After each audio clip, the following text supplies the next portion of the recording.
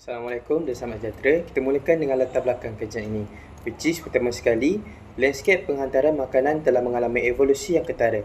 Ia bukan lagi sekadar perkhidmatan tambahan bagi sesebuah restoran, tetapi kini telah menjadi tunjang utama yang menggerakkan ekonomi gig negara. Yang kedua, kita dapat lihat pada struktur pasaran Malaysia, ia diklasifikasikan sebagai oligopoli. Ini kerana pasaran ini didominasi oleh dua pemain utama, iaitu GrabFood dan Foodpanda yang menguasai lebih 80% bahagian pasaran. Oleh sebab itu, kajian ini amat signifikan. Kami menggunakan pendekatan game teori untuk menganalisis interaksi strategik antara firma-firma ini, khususnya untuk memahami bagaimana perang harga tercetus dan berlangsung dalam SDG 8 dan FBE iaitu Value Based Education. Slide ini menghubungkan kajian dengan SDG 8 iaitu kerja layak dan pertumbuhan ekonomi. Kajian ini juga menekankan lagi kepentingan pertumbuhan ekonomi yang inklusif dan mampan dalam ekonomi digital. Melalui kerangka Value Based Education atau FBE, kajian ini menilai aspek etika perniagaan dan algoritma dan strategi platform. Fokus diberikan kepada keseimbangan antara keuntungan syarikat, kebajikan pekerja penghantaran serta vendor SME. Penerapan nilai keadilan dan amanah dilihat penting bagi membina ekosistem ekonomi digital. Assalamualaikum, nama saya Fakullah Ibn Muhammad, S70894. Jadi untuk slide kita beralih kepada kerangka teori. Jadi teori yang kita perlu tahu atau teori yang menjadi tunjang kepada analisis ini ialah teori permainan bukan kerjasama atau non-kooperatif game teori. Jadi dalam teori ini kita perlu tahu kerana teori ini dapat melihat bagaimana sesebuah firma merangka tindak balas terhadap strategi pesaing mereka. Jadi dalam model ini kita bersangka bahawa kedua-dua firma bertindak secara rasional, bermaksud mereka mengutamakan keuntungan semaksimum yang mungkin tanpa membuat apa-apa perjanjian atau mengaut keuntungan secara bersama. Jadi kenapa mereka tidak boleh bekerjasama? Kerana di Malaysia kita ada satu badan iaitu Suruhanjaya Persaingan Malaysia, MyCC. MyCC memantau tindakan firma-firma daripada membuat kontrak atau pakatan harga antara satu sama lain, dan hal ini memaksa kedua-dua firma, dalam kes ni Foodpanda dan GrabFood, terlibat dalam persaingan harga yang agresif. Jadi dilema ini muncul dan memaksa kedua-dua firma untuk kekal dengan melaksanakan strategi subsidi tinggi hanya untuk menjaga pegangan pasaran mereka dan tidak mengalami kehilangan pelanggan. Okey, so bagi memudahkan lagi penerangan, kita beralih kepada visualisasi yang memaparkan simulasi payoff metrik atau metrik pulangan bagi kedua-dua firma iaitu Foodpanda dan juga GrabFood dalam unit RM juta. Okey, kita boleh lihat dalam gambar ni terdapat tiga perkara penting yang kita boleh keluarkan. Yang pertama ialah Nash equilibrium atau keseimbangan Nash. Keseimbangan Nash ini terletak pada titik 10-10 yang mana kedua-dua firma GrabFood dan juga Foodpanda mengambil strategi subsidi tinggi. Pada titik ini, mana-mana firma tidak mempunyai insentif untuk mengubah strategi mereka secara sendirian. Jika mereka melakukan sedemikian, mereka berpotensi tinggi kehilangan pelanggan dalam kadar yang besar. Kemudian yang kedua, kita boleh keluarkan satu lagi konsep iaitu kecekapan Pareto ataupun Pareto efficiency.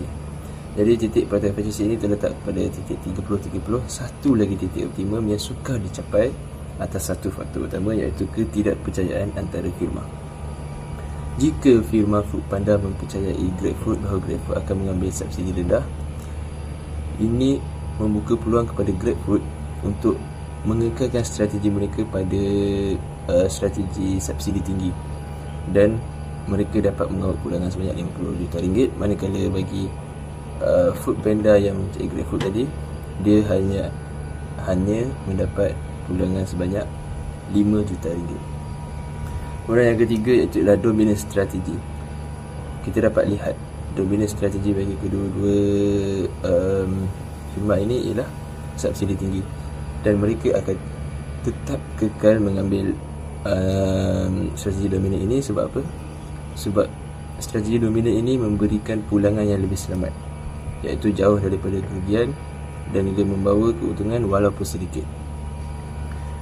Jadi kesimpulannya, kedua-dua firma ini mengambil usaha antara subsidi tinggi ataupun rendah hanya untuk kekal relevan dalam pasaran dan tidak mengalami kehilangan pelanggan dalam kadar yang besar. Jadi itu dia untuk kerangka teori dan juga visualisasi. Seterusnya kita beralih kepada analisis kuantitatif. Dalam bahagian ini kita akan melihat 3 aspek utama yang membentuk ekosistem ekonomi gig semasa, iaitu pegangan pasaran, impak kepada peniaga PKS dan kebajikan pekerja gig. Pertama, jika kita lihat pada GMV dan bahagian pasaran, data menunjukkan dominasi duopoli yang ketara di mana GrabFood menguasai 50%, pasaran manakala Foodpanda memegang 48%. Walaupun angka ini besar, syarikat berdepan dengan kos perolehan pelanggan CAC yang tinggi akibat perang subsidi harga. Ini menyebabkan pertumbuhan pesanan tidak seiring dengan keuntungan bersih. Oleh itu, kita dapat lihat firma kini mula beralih kepada model langganan bulanan untuk mengurangkan kebergantungan pada subsidi. Yang kedua, kita lihat kesannya kepada vendor dan PKS. Kadar komisen platform yang tinggi antara 25 hingga 30% sangat membebankan margin keuntungan perniagaan kecil.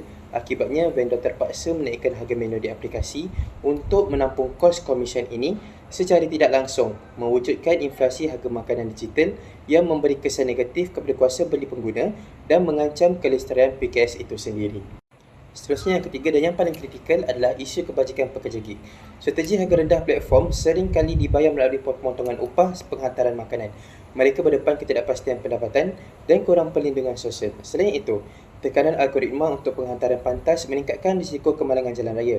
Ini jelas mencabar maklumat kerja layak di bawah SDG 8 apabila kebajikan manusia dikorbankan demi kecekapan operasi.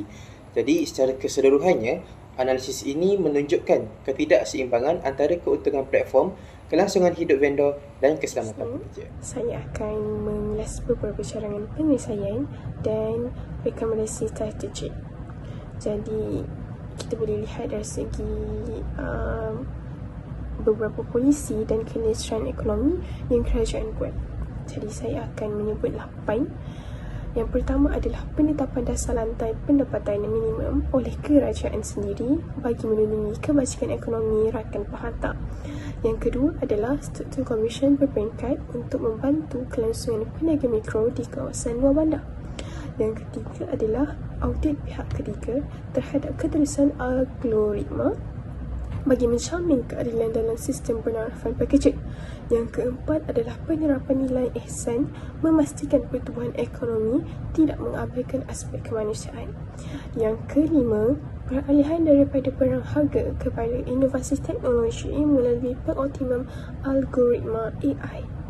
Yang keenam adalah pelaburan dalam ramalan permintaan bagi mengurangkan waktu menunggu rakan penghantar secara organik.